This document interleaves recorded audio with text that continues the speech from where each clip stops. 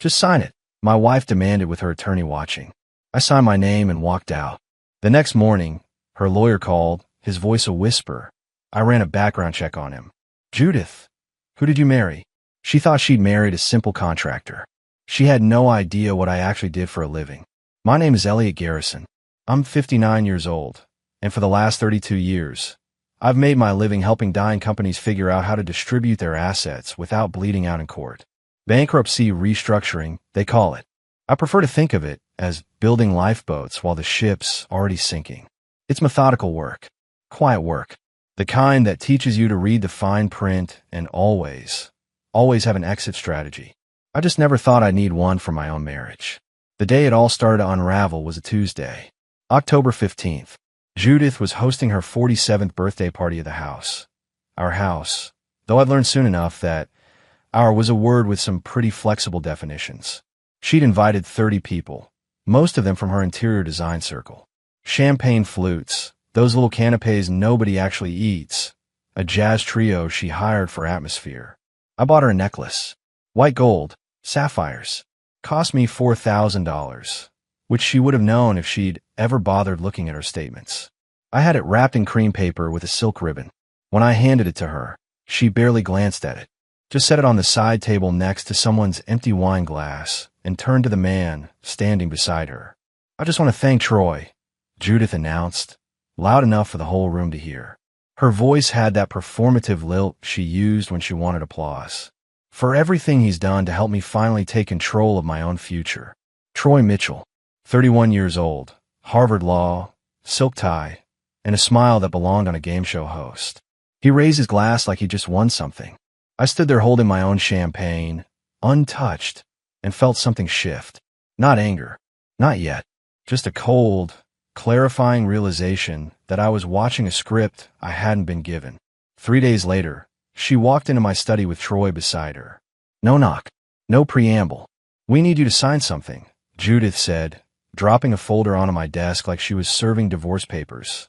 Though technically, that's not what they were. Not yet. I opened it. Power of attorney. Full financial control. Retroactive clauses. Legal jargon, dressed up to look like a formality. It's just to streamline things, she continued, arms crossed. You'll still have access. You just won't have control. Troy stood there, silent, watching me with the focus of a hawk sizing up a field mouse. I read the first page, then the second. I didn't rush. Judith's heel tapped against the hardwood floor. Just sign it, she snapped, her patience evaporating. Troy's here as a witness. This is simple, Elliot. Don't make it complicated. I looked up at her, then at him, then back at the document, and I signed it. No argument, no pushback. Just my name, clean and deliberate, at the bottom of the page. Judith exhaled like she'd been holding her breath. Troy smirked just a little. I stood, pushed the folder back toward them, and walked out of the room. Behind me, I heard Troy chuckle. Well, that went easier than expected. Judith's laugh followed. Light, dismissive, victorious. What they didn't know, what they couldn't have known, was that the document I just signed wasn't theirs. It was mine. Judith's phone started buzzing at 6:43 in the morning. I know because I was already awake, sitting in the kitchen with black coffee in yesterday's Wall Street Journal, pretending to read about interest rate projections while really just listening. She answered on the fourth ring, voice thick with sleep and irritation. Troy, it's not even 7. This better be important. I couldn't hear his response, but I didn't need to. The way her spine stiffened told me everything. She sat up in bed. I could hear the sheets rustling through the open bedroom door down the hall. What do you mean you ran a background check? Her voice climbed half an octave. We've been married for 14 years.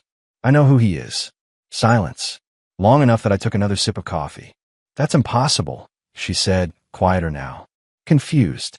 Elliot fixes broken companies. He's a restructuring consultant. Troy cut her off. I imagined him pacing his pristine downtown office, tie already loosened, realizing he'd walked into something he wasn't prepared for. Judith. She whispered his name like she was trying to anchor herself. Who did I marry? I set my mug down gently. Didn't make a sound. She appeared in the kitchen doorway 3 minutes later, barefoot, silk robe hanging open over pajamas, phone clutched in her hand like a lifeline. Her face was pale, eyes red-rimmed, not from crying, from panic. We need to talk, Judith said. I folded the newspaper slowly, deliberately. About. Troy says you're not just a consultant. I'm not. I replied calmly. I'm a bankruptcy restructuring specialist. I thought you knew that. She shook her head, frustration bubbling up. He said you've worked with the Justice Department, that you testified in federal cases, that you. She stopped, searching for words. That you've taken apart billion-dollar corporations. When they deserved it. Yes. Her hand trembled slightly. Why didn't you ever tell me? I met her eyes. You never asked, Judith. In 14 years, you never once asked what I actually did. You just care that the check's cleared. She flinched like I'd slapped her. Troy also said. She hesitated, voice dropping. He said the document I had you sign. There's a clause. Something about third-party legal influence. There is, I confirmed. What does that mean? I stood, rinsed my coffee mug in the sink, and turned to face her. It means the moment you brought an attorney into our home to pressure me into signing away my financial rights, you activated a failsafe I wrote into that document 7 years ago. The power of attorney you think you have. It voided itself the second Troy walked through that door. Judith's mouth opened. Closed. That's not possible.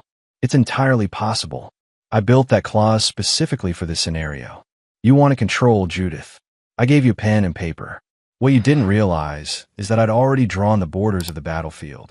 She stepped back, steadying herself against the doorframe. So what happens now? Now. I picked up my car keys from the counter. Now you call Troy back and ask him to explain the rest of what he found.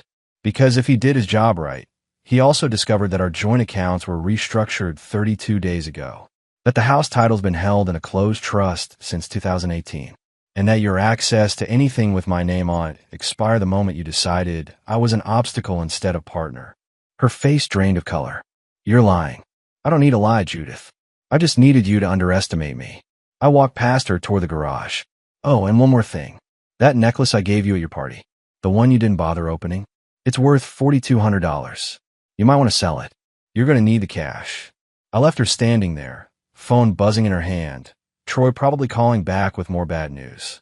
The garage door closed behind me with a soft, final click. The county clerk's office smelled like old paper and burnt coffee. I'd been there twice before, once to file the original trust documents, once to update them when Judith started getting too interested in our financial future. Both times, I'd walked out with exactly what I needed. Legal protection wrapped in bureaucratic anonymity. Judith showed up 3 days after our kitchen confrontation. I knew because Margaret called me from her office up north. Your wife just tried to pull the property deed, Margaret said, her voice calm and professional as always. Clerk told her there's no record of her name on the title. I was standing in a hardware store parking lot in Burlington, 50 miles from home, picking up supplies for a project that didn't exist. Just keeping busy, staying visible, letting her flail. How'd she take it? I asked. About as well as you'd expect. She threw her phone at the wall, apparently. Didn't break, but the clerk said she could hear it from the next room. I allowed myself a small smile. Did she ask about the trust? She tried. They told her it's a closed trust, been active since 2016. She demanded to see the documents. They explained that closed trusts aren't public record, and she'd need a court order. 2016. 2 years before we even talked about buying the house on Lexington Ridge. The house Judith had personally redesigned, top to bottom, spending $60,000 on imported tile and custom cabinetry. The house, she told everyone at her book club, was finally exactly what I always dreamed of. The house that had never, not for a single day, belonged to her. She's still there. I asked Margaret. Left about 10 minutes ago. Looked like she was heading to a lawyer's office. Let me guess. Troy's. Margaret chuckled softly. Probably. You want me to do anything? No. Just keep the files locked. She'll try again. They always do. I hung up and stood there for a moment, keys in hand, watching a young couple load paint cans into their trunk. They were laughing about something. Probably arguing over colors. Probably thinking they were building a life together. I used to think that too. My phone buzzed. A text from a number I hadn't seen in 6 years. Dad, we need to talk. Call me. Lauren. I stared at the message. Lauren. My daughter from my first marriage. 34 years old. Marine JAG officer turned civilian defense attorney. We'd been estranged since Judith came into my life. Not because Lauren hated her, but because Judith made it clear there wasn't room for both of them. I called. She picked up on the first ring. Took you long enough. I'm in a parking lot in Burlington, I said. What's going on? I got a very interesting phone call this morning, Lauren replied. Her voice had that sharp, controlled tone she used in court. From a man named Troy Mitchell.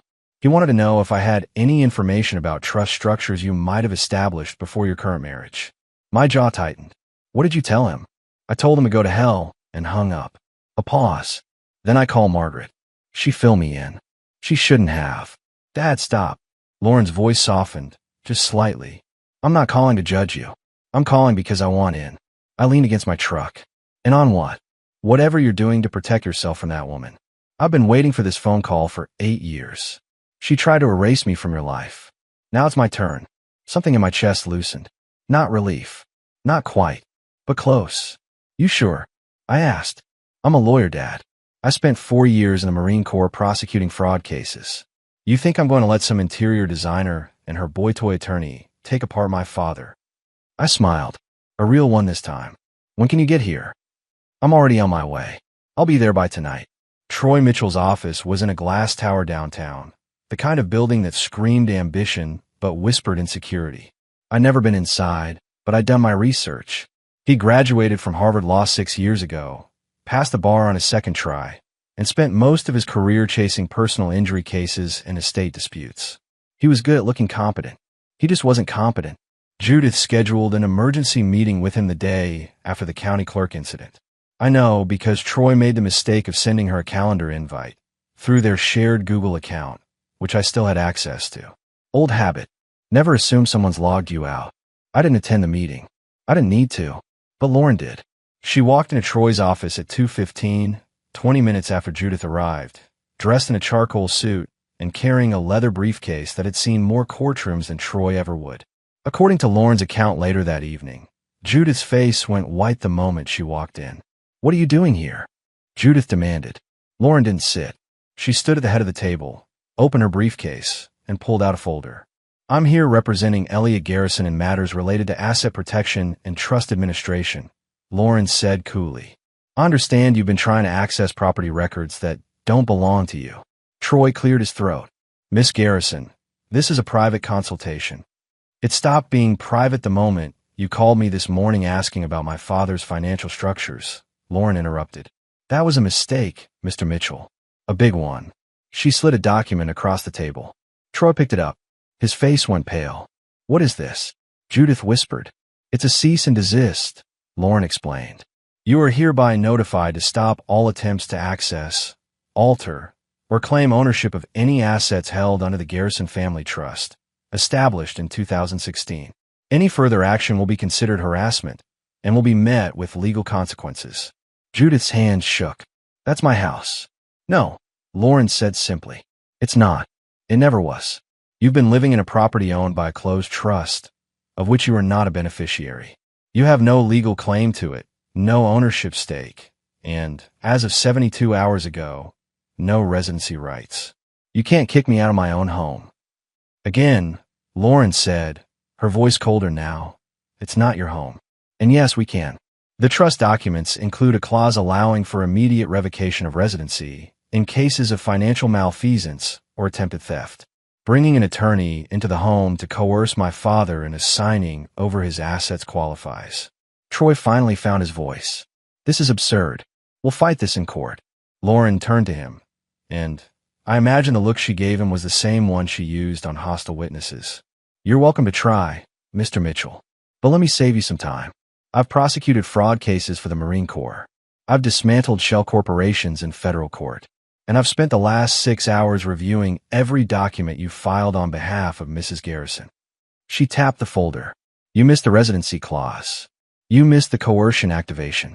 And you missed the fact that the power of attorney you witnessed was voided the second you walked into that room. Troy's mouth opened. Closed. So here's what's going to happen, Lauren continued. Mrs. Garrison is going to vacate the property within 30 days. She will not attempt to access any financial accounts, properties, or assets held under my father's name. And you, Mr. Mitchell, are going to advise her to comply. Because if you don't, I will personally file a bar complaint for legal malpractice and conflict of interest. Judith stood abruptly, chair scraping against the floor. This isn't over. Lauren smiled. Not warmly. Yes, it is. You just don't know it yet. Judith hit the bank at 9:30 on a Thursday morning, dressed like she was going to war. Tailored blazer, heels that clicked against the marble floor like gunshots, oversized sunglasses she didn't bother removing indoors. I wasn't there to see it, but the bank manager, Neil Kowalski, a guy I'd known for 12 years, called me 20 minutes after she left. Your wife just tried to withdraw from the joint savings, Neil said, his voice carefully neutral in that way bank employees perfect when they're delivering bad news. I was sitting in Lauren's rental car outside a coffee shop in Montpelier, going through paperwork. Lauren was inside grabbing us both something caffeinated and overpriced. Try, I asked. Access denied.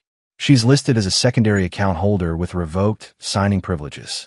Has been for about 5 weeks now. 5 weeks. Right around the time Judith started those late-night phone calls with Troy. Right around the time she stopped asking how my day was and started asking where certain documents were kept. How'd she take it? I asked. Neil hesitated. She threw her purse at the counter. Didn't break anything, but it made quite a scene. Then she demanded to speak to the branch president. And I'm the branch president. I explained that account modifications require dual authorization and that you'd file the changes through our estate planning division. She said it was illegal. I told her it was the opposite.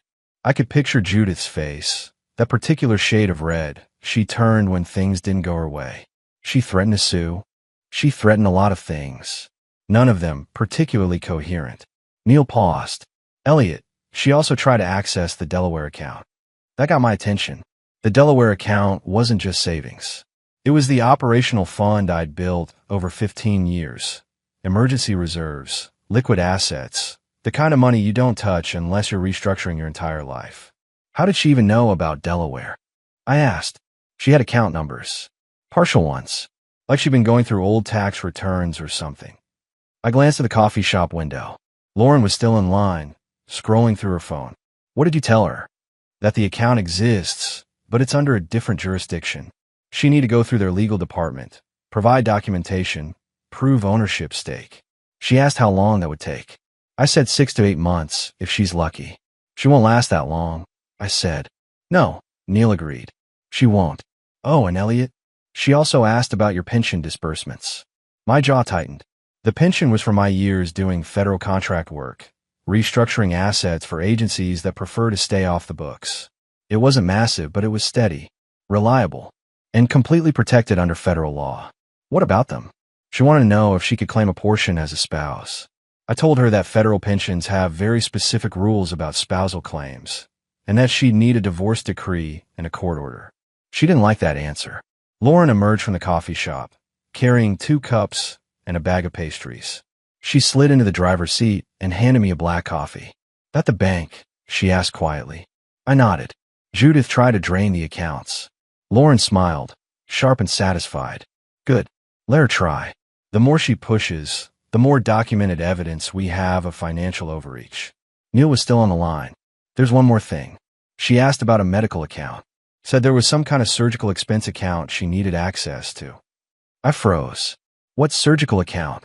She mentioned a clinic. Something about outstanding balances. She seemed pretty desperate about it. After I hung up, Lauren was watching me with that calculating expression she'd inherited from her mother. What surgical account? She asked. I have no idea, I said honestly. I don't have any medical accounts set up for her. Lauren pulled out her laptop, fingers already flying across the keyboard. Give me 5 minutes. 4 minutes later, she turned the screen toward me. It was a billing statement from a cosmetic surgery clinic in White Plains. The patient name, Judith Garrison. The procedures, rhinoplasty, chin augmentation, eyelid lift. The total, $127,000. I stared at the number. She never mentioned any of this. Because she paid for it using a credit card linked to your business accounts, Lauren said, scrolling down. Look at the payment history. She's been making minimum payments for 18 months. The balance is ballooning because of interest. How is that even possible? You gave her a supplementary card for business expenses, remember? Dinners with clients, design consultations, that kind of thing. She's been using it for personal procedures and hiding the statements. I felt something cold settle in my stomach. Not anger. Not betrayal, just a deepening understanding of how long this had been going on. Can they come after me for this? I asked. Lauren shook her head. Not if we play it right. The card's in her name. The account's flagged as supplementary, not joint. We can make the case that she committed fraud by misusing business credit for personal expenses. The clinic might not be happy, but they'll go after her, not you. She closed the laptop. Dad, how much else don't you know? I looked out the window at the quiet street, the autumn leaves drifting down, the ordinary people living ordinary lives. I'm starting to think everything, I said. The envelope arrived at Judith's sister's house on a Monday afternoon.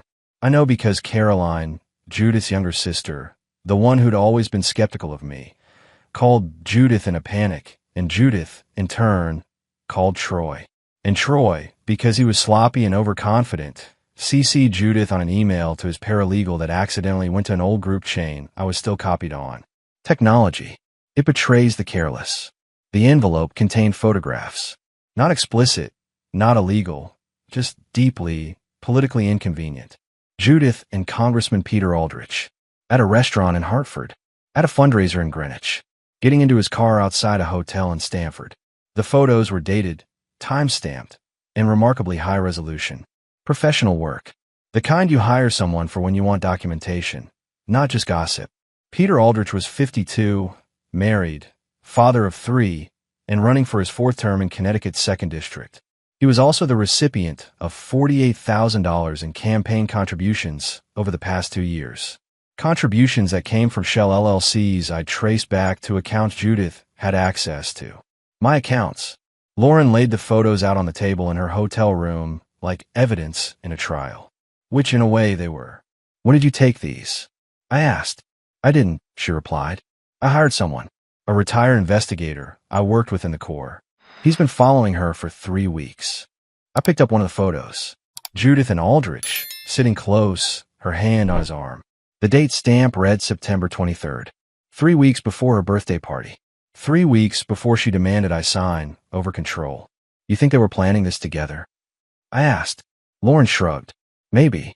Or maybe she just needed someone with influence. Aldrich has connections. Legal connections, financial connections.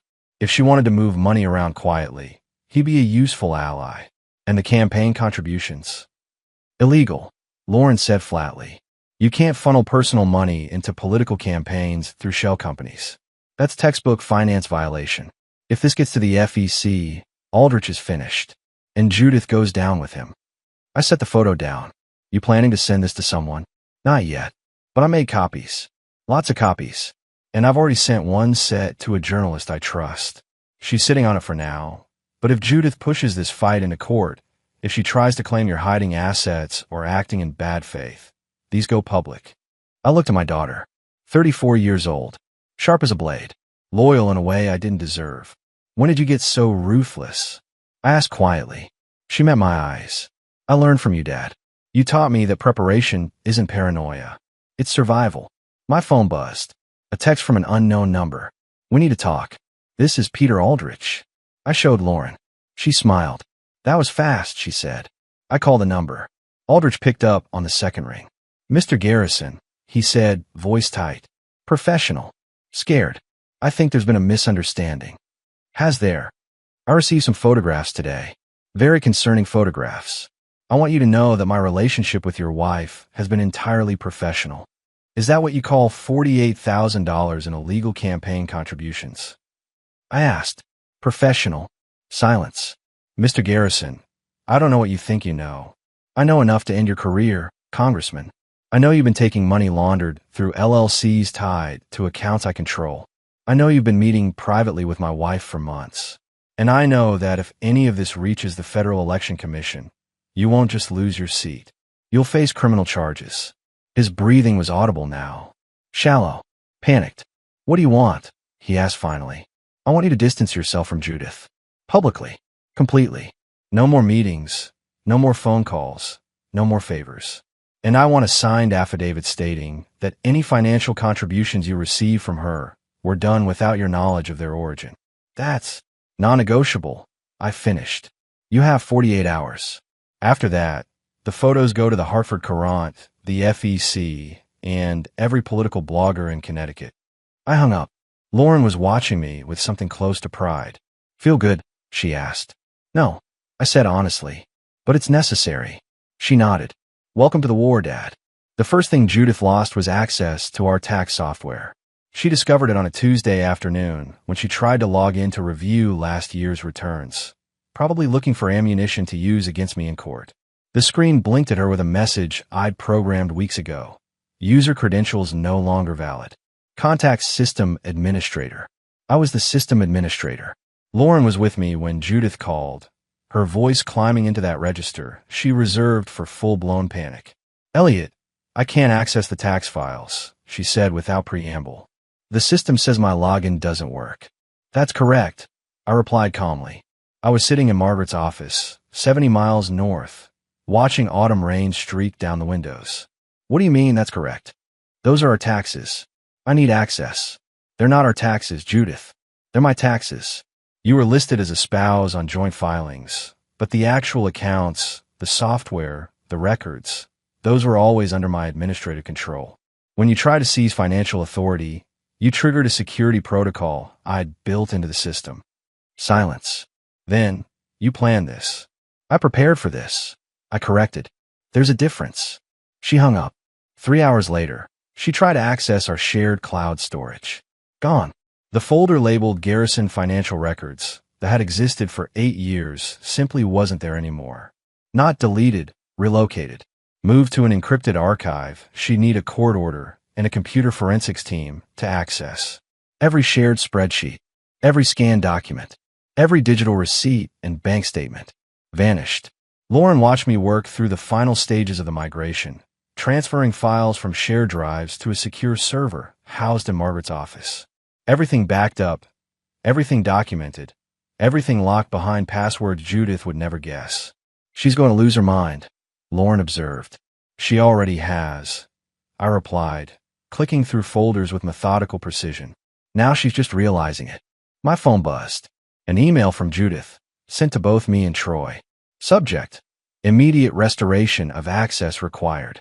The message was 3 paragraphs of legal threats, demands, and increasingly desperate pleas for me to stop this childish game. Troy had clearly helped her write it. The language was too formal, too calculated. But the desperation bled through anyway. I forwarded it to Lauren without responding. Want me to reply? She asked. No. Let her sit with it. That evening, Judith discovered the audio file. I'd left it in her email inbox, attached to a message with no subject line. Just a single MP3, time-stamped and authenticated. It was her own voice, recorded from the study 3 weeks ago. Just sign it. Troy's here as a witness. This is simple, Elliot. Don't make it complicated. Then Troy's chuckle. Well, that went easier than expected. Then Judith's laugh. Told you he'd fold. I'd recorded the entire interaction using a voice-activated device I'd installed in the study 6 months earlier, hidden inside a bookshelf speaker she'd never once questioned. The audio was crystal clear, admissible in court. Devastating. Lauren listened to it once, her expression unreadable.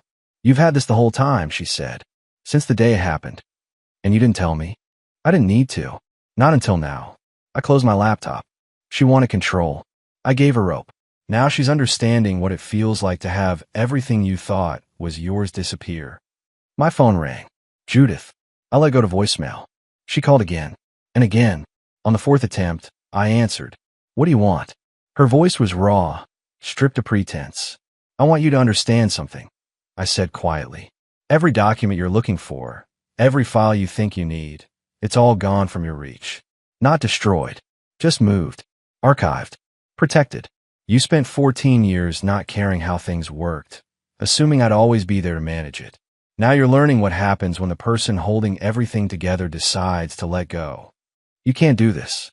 I already did. The question now is what you're going to do about it. I hung up. Lauren looked at me with something close to respect. You know she's going to fight this with everything she has. Let her, I said. She's fighting ghosts. Everything she thinks she can grab is already gone. Judith's brother called me on a Saturday morning, which should have been my first clue that something had shifted. Daniel Foster, younger than Judith by 4 years, chronically underemployed, perpetually optimistic despite life repeatedly kicking him in the teeth. had never called me directly in the 8 years I'd known him. "Elliot," he said, voice tight. "Can we meet? Just you and me. Not Judith." We met at a diner off Interstate 89, halfway between where he lived in Lebanon and where I was staying in Burlington. He looked older than I remembered. More gray in his hair, deeper lines around his eyes. Life as Judith's younger brother had clearly taken its toll. He ordered coffee. Didn't touch it. "I'm losing my house," Daniel said without preamble. "Bank's foreclosing in 30 days. I called Judith last week. Asked if she could help. She told me to ask you." I leaned back in the booth. "What did she say exactly?" "She said you'd stolen everything from her, that she was broke, and that if I wanted money I should ask the man who destroyed our family." He met my eyes. "Is that true?" "Parts of it." Daniel exhaled slowly. "I need $12,000. That's it. Enough to catch up on payments and keep the roof over my kids' heads. I've got a job lined up starting next month. I just need to bridge the gap." I studied him. "Why come to me instead of your sister?" "Because Judith's never helped me with anything in her life," he said bluntly. "She forgot my 40th birthday. She didn't show up to my daughter's high school graduation. She sent a Christmas card every year with a generic signature and no gift. You, on the other hand, helped me pay for my son's medical bills 3 years ago when he broke his arm. You didn't even tell Judith about it." I remembered. For $1,000, wired directly to the hospital. I'd listed it as a business expense and never mentioned it. "What do you know about what's happening between Judith and me?" I asked. Daniel shrugged. "I know she's angry. I know she thinks you've been hiding money. And I know our parents think you're the villain because that's what she's telling them." He paused. "But I also know Judith. She's my sister, and I love her, but she's been using people her whole life. I just didn't think she'd do it to her husband." I pulled out my phone, made a few taps, and showed him the screen. "Check your account in about 10 minutes. His eyes widened. You're just giving me the money?" "I'm loaning it to you. Interest-free. Pay me back when you can. Or don't. But there's a condition." "What?" "You cut contact with Judith. Completely. No phone calls, no family gatherings, no intermediary messages. She's going to ask you to testify against me, to say I've been controlling or manipulative. I need you to refuse." Daniel's jaw tightened. "She already asked me. Last week. And I told her I'd think about it." He looked down at his coffee. "But the truth is, Elliot, you've been more family to me than she has. I'm not going to lie in court just because we share DNA." We shook hands. When I left the diner, I had one less enemy in Judith's corner. That afternoon, Lauren met me at a storage unit on the outskirts of Montpelier. Inside were 17 boxes, each carefully labeled and inventoried. Antique furniture, sterling silver tea sets, oil paintings, jewelry. Every piece had belonged to my mother. "This is what Judith sold?" Lauren asked, running her hand over a mahogany writing desk. "Over 3 years," I confirmed. "She'd take something from the house, claim she was donating it or having it restored, then sell it through auction houses. I tracked every sale, bought back every piece through intermediaries." Lauren opened a velvet box. Inside was my mother's engagement ring, a simple gold band with a small diamond. "This must have cost you a fortune to recover." $47,000 total, I said. But it wasn't about the money. It was about making sure she couldn't erase my family history. "What are you going to do with it all?" I picked up a framed photograph of my mother, taken sometime in the 1970s. She was young, smiling, holding me as a baby. "I'm giving it to you," I said. "All of it. Consider it your inheritance." She tried to steal it once. "I'm making sure she can never touch it again." Lauren's eyes glistened. "Dad, your grandmother would have wanted you to have it. Not Judith. You." She hugged me then, the first real embrace we'd shared in years. And for a moment, in a storage unit surrounded by rescued memories, I felt like I'd done something right. The envelope arrived at Judith's temporary apartment, a cramped 2-bedroom she was renting month to month in West Hartford, on a gray Monday morning in late November. I know the exact timing because the courier service I'd hired provided GPS tracking and a digital signature confirmation. She signed for it at 8:47 a.m. By 9:15, my phone was ringing. I was sitting in Lauren's new office in Burlington. She'd opened a private practice 2 weeks earlier, specializing in asset protection and family law. The irony wasn't lost on either of us. "Elliot." Judith's voice was different now, smaller, the sharp edges worn down by 3 months of losing. I got your letter. Our letter, I corrected. It's from the Garrison Family Trust. Lauren's the trustee now. Silence. Then, it says I have 14 days to vacate the house. That's correct. The grace period expired. You've been living in trust property without authorization for 93 days. The legal eviction notice is a formality. I have nowhere to go. You have options. You've always had options. You just never liked any of them that didn't involve controlling my assets. Her breath hitched. There's something else in here. A DNA report. Why would you send me a DNA report? This was the part Lauren had insisted on. The final piece. The one that made everything else make sense. Because you try to challenge Lauren's authority as trustee, I said calmly. You filed a motion claiming she had a conflict of interest. Your attorney suggested that perhaps Lauren wasn't actually my daughter, that maybe the trust should be invalidated on those grounds. I never said that. Troy said it. In a court filing. Which means you authorized it. I leaned back in my chair. So we had the test done. 99.97% probability of paternity. Lauren's my daughter, Judith. She always has been. And now there's scientific proof that your attempt to discredit her was baseless. That's not. I didn't mean. There's also a second DNA report in that envelope, I continued. From a child you've never met. A boy named Cameron. 12 years old when I first met him through the foster care system. 16 now. I've been his legal guardian for 4 years. The adoption was finalized last month. The line went completely silent. You adopted a child, Judith finally whispered. During our marriage. I became a foster parent during our marriage. The adoption happened after you tried to seize my assets. Cameron needed stability. I could provide it. You were too busy redecorating houses you didn't own to notice I've been mentoring a kid from the youth center every Thursday for 3 years. You never told me. You never asked what I did on Thursdays. You assumed I was working late. I was. Just not at the office. I glanced at Lauren, who was watching me with quiet pride. Cameron's 17 now. Full scholarship to Cornell. Engineering program. He wants to design infrastructure for developing countries. That's the kind of legacy I'm building, Judith. Not beach houses and designer furniture. People. Why are you telling me this? Because you're going to see the trust distribution when this goes to court. Cameron's listed as a beneficiary. So is Lauren. So is Daniel. Actually, your brother's mortgage is paid off as of this morning. My first wife's medical bills are covered through a fund I established. Even your parents have a small stipend, though they don't know it yet. And me. Her voice was barely audible. You're listed as a former spouse entitled to nothing.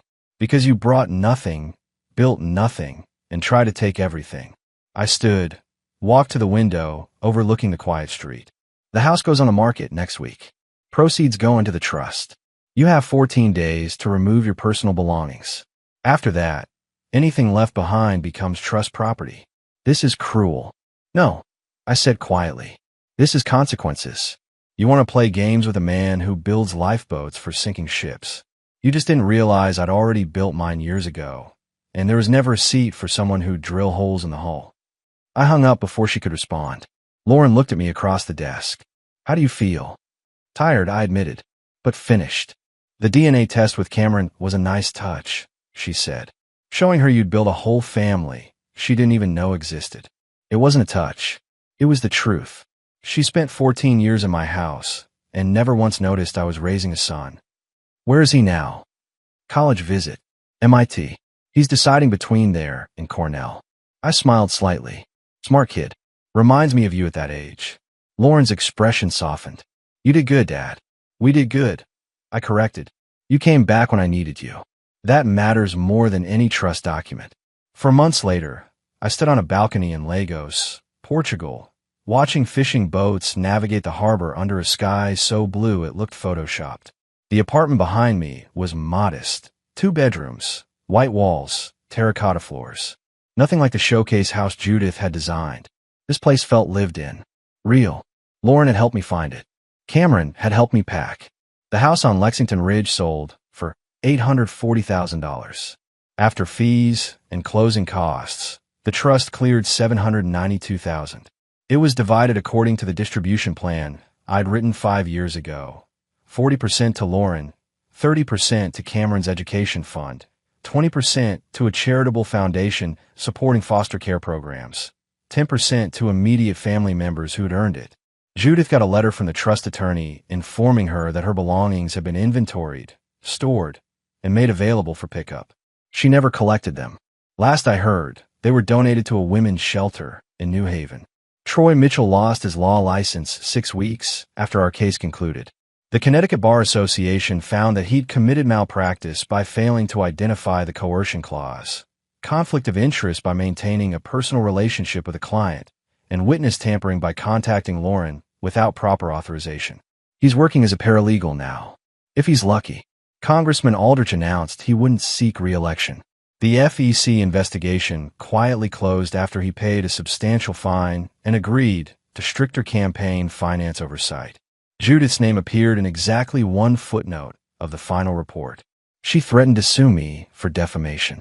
Her new attorney, not Troy, advised her that truth isn't defamation. My phone buzzed. A text from Cameron. Accepted to MIT. Engineering. Full ride. Thank you for everything, Dad. Dad. He started calling me that 3 months ago. It still made something warm settle in my chest. Lauren called an hour later. You see Cameron's news? She asked. I did. You. He texted me right after you. Said his annoying older sister would want to know. She laughed. I like this kid. He likes you too. Says you're scarier than his calculus professor. Good. Someone needs to keep him humble. A pause. How's Portugal? Quiet. Warm. Nobody knows me here. It's perfect. You coming back for Cameron's graduation? Wouldn't miss it. And after that, I looked out at the ocean, at the endless blue horizon. I don't know yet. Maybe I'll stay here. Maybe I'll go somewhere else. The trust is set up to run itself. You're the trustee. Cameron's got his path. I'm just free. You earned it, Dad. After we hung up, I poured myself a glass of wine, local vintage, nothing fancy, and sat on the balcony as the sun began to set. Somewhere back in Connecticut, Judith was probably still trying to figure out how she'd lost everything. Somewhere in Massachusetts, Cameron was celebrating his future. Somewhere in Vermont, Lauren was building a law practice that would help people protect themselves from exactly what Judith had tried to do to me. And I was here, 60 years old, financially secure, legally untouchable, surrounded by people I'd chosen, not just married into. I'd spent 32 years building lifeboats for other people's disasters. It took me 14 years of marriage to realize I needed to build one for myself. The wine was good. The sunset was better. And for the first time in years, I felt like I could breathe.